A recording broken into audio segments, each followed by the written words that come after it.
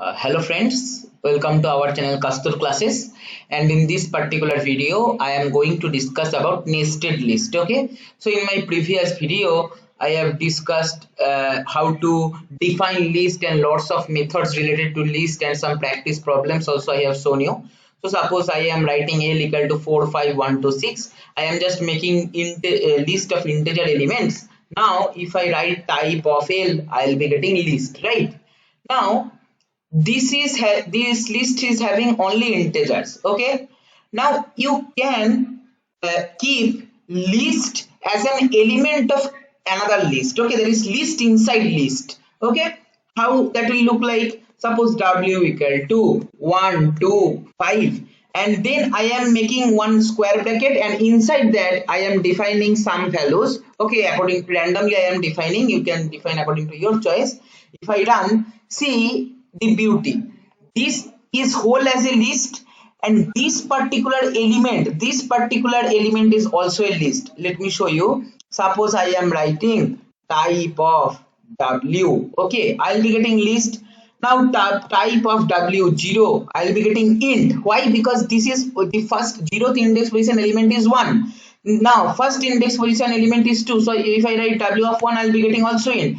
For second index position there is 5 present. If you run, you will be getting int only as data type, but as soon as you will be getting you will be writing 3, so w of 3 is what? 0 1 2 3, that is this particular element, right? Now see, if I run, I will be getting list. Okay, so this one is acting as a list inside list. Okay, so this is also list data type.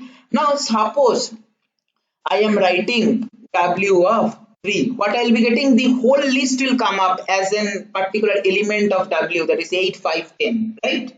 Now suppose you want to extract this element or this element or this element of the list which is present inside w, which is another list. Okay, what you can do, you just use another indexing and give that index corresponding to which you want to extract the element. That's all. Okay, so what is that? Very simple. W of 3 is our this list. Now you just simply use indexing concept to extract elements. Suppose I want to extract 8, so w of 3 is indicating this list, and I will be writing 0 because 8 is corresponding to index position 0 for the list. Okay, if we done, you will be getting 8. If I write w of 3 of 1, I will be getting 5. If I write w of 3 of suppose 2, I will be getting 10, like that. So this is list inside list. Okay, so now I will be discussing one more layer. Okay, there is list inside list, and that list is another one more list. Okay, that will be very interesting. See, 1 2 3. Okay, then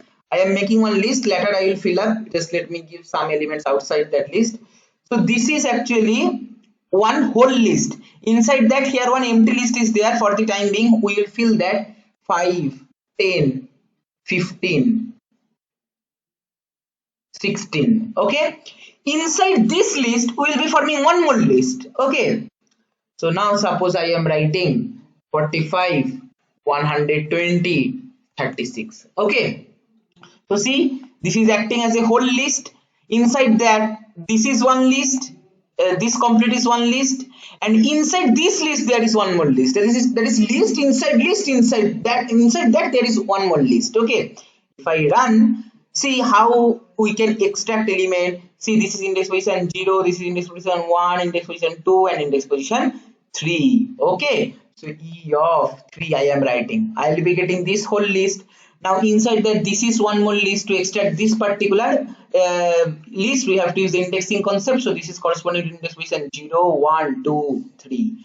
So E of 3 we will be writing. If we write, we will be getting this list. Now inside this we want to extract suppose this element or this element, then what we'll do, we'll put one more index. Okay, 0 if we write, we'll be getting 45, 1 if we write, we'll be getting 120, and 2 if we write, we'll be getting 36, right? So this is how you just have to increment one more index side by side, and you can use nested list in your code. Okay, now this nested list gives birth to a very important concept, and that is matrix. Okay, in your mathematics course, I hope you all have studied in applied linear algebra, or if you are studying machine learning, then matrix is very important. Okay, so matrix is basically kind of two-dimensional array.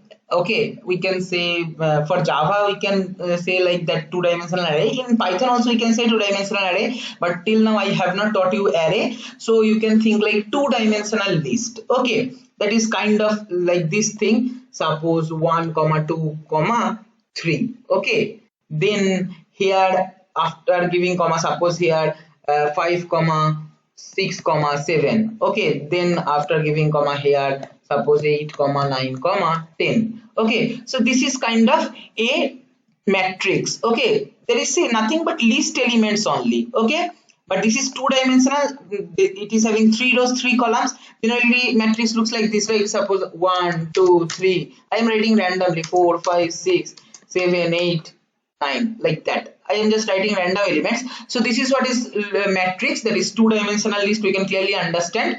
Okay, now how to form this? Very simple. What we can do, we will just make a list inside list concept. There is nested list concept. Suppose I am writing first row 1 2 3. Okay, then second row 4 5 6. Okay, then third row 7 8 9. That's all. So if you run, see now this is basically kind of acting like matrix only. Okay, see how we can extract element. Just we have to use like other programming language like Java, we use a of ij, like that. Here we have to use row index and then column index. Suppose I want to get this element. Okay, so if you start from row equal to 0, this is corresponding to row equal to 1. So in first give the row index, that is 1, and then first column is index 0, then second column is having index 1, so you will write 1 of 1. If you write, you will be getting 5, like that. As simple as that. That is matrix concept can be visualized as list of list in Python. One more example,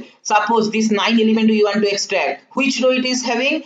0th row, first row, second row. So 9 is in the second row. I will be writing first index as 2, and column 0th column, first column, second column, I will be writing 2. L of 2 2, I will be getting 9. Okay, so this is how you can form matrix in list.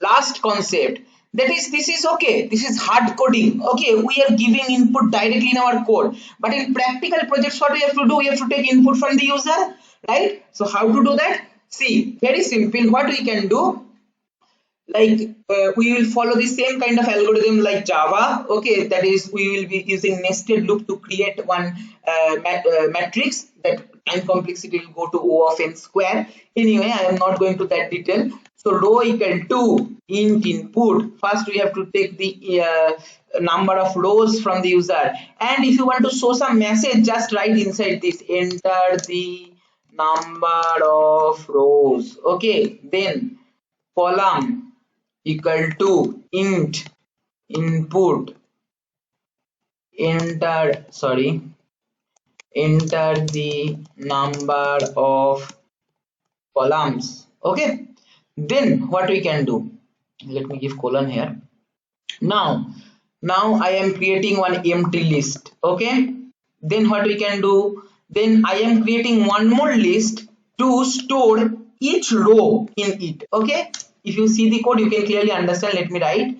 So what we can do, we can use while loop. Okay, so I equal to 0 for rows, j equal to 0 for columns. Okay, now while I less than row colon, then while j less than column. Okay, then what we will do, we will take input from the user, u equal to int input. We will take one by one element. Okay, then we will put that in an empty list. Suppose that is rs, we are taking rs dot append u. Okay, then we will increment our j value, j equal to j plus 1. Okay, now we will come out of this while loop, and then what we will do, we after one whole traversal, that is one complete row will be entered, and then we will append that in our original matrix, which is basically suppose L. Okay, so what we will do, L dot append rs. Okay, and for the next iteration we have to make rs as empty row, and then what we will do, I equal to I plus 1, go to the next row. Okay, and then here we can do print, or instead of print I can write directly L. Okay, so if I run, enter the number of rows, suppose 3, enter the number of columns, suppose 3. So first element I am entering 1, then 2, then 3. It is breaking the loop some due to some reason. Let me just check once. It is taking one empty j equal to L dot append rs equal to I plus 1. Okay, so number of columns 3, j less than column, j equal to j plus 1. Okay, so next time we have to make j value also 0, sorry, j equal to 0, because otherwise it will not iterate further, because once the condition is satisfied for the first time, for other time j will be that 3 taking the value 3 only, so as a result it will not work.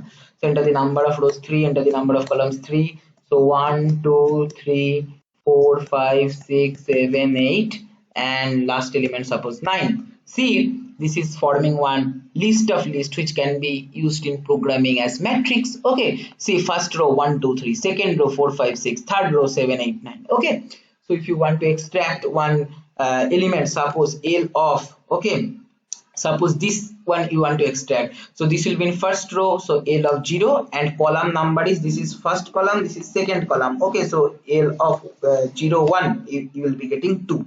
Okay, so like this simple code can be used to take matrix as input from the user. Okay, so like this you can take some fun with the nested list concept. Okay, practice a lot, because this is very important concept. Okay, so this is all for my this video. If you find this video helpful, please like, share and comment. Subscribe our channel if you have not subscribed till now, and don't forget to press the bell icon so that you can get the notification of our latest video earliest. Thank you for watching.